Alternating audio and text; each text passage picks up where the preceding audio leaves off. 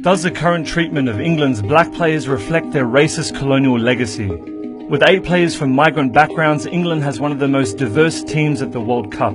And many of these players have Jamaican backgrounds, with the likes of Raheem Sterling, Ashley Young, Kyle Walker and Danny Rose. But the criticisms they face in the British media reflect a wider discussion on their Britishness. Jamaica, which had been an English colony since 1655, suffered greatly under colonial occupation and subjugation, and was one of the major slave markets. It acted as an engine room to the incredible wealth and power of the empire, built almost entirely on slavery. After World War II, England invited people from the Caribbean, including from Jamaica, to help rebuild the country, and they were given jobs in the public sector. Between 1948 and 1971, nearly 500,000 people arrived in the UK. They came to be known as the Windrush generation, named after one of the ships that brought them to England. At the time, people living in the former or current British colonies were considered British citizens, and in 1971 the Immigration Office gave these migrants the right to stay in the UK. However, the government at the time did not issue any paperwork or keep a record of those who stayed.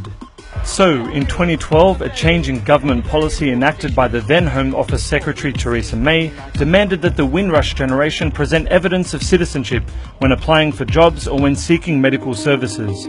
Evidence that was never issued to them. This left many of them, their children and their grandchildren facing discrimination and even deportation. Such a policy calls into question what makes someone British, because when the UK no longer needed their help, they could be easily discarded, regardless of their citizenship status or history. The same treatment is being afforded to English players like Raheem Sterling. There have been endless stories about his blinged up car and his flash house, which are loaded phrases in themselves, and I personally think are disgraceful. Where historically racist imagery such as money, tattoos, laziness, arrogance and stupidity are used to criticize him. This escalated recently after Sterling revealed a tattoo of a gun on his shin. Although he explained the symbolic connection to his gunned-down father, it did not stop calls for him to be dropped.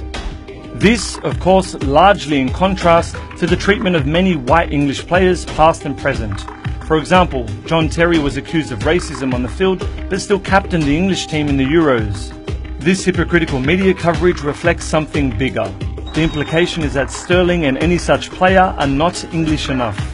A sentiment that brings us back to the Windrush generation, where people were literally asked to prove their Britishness.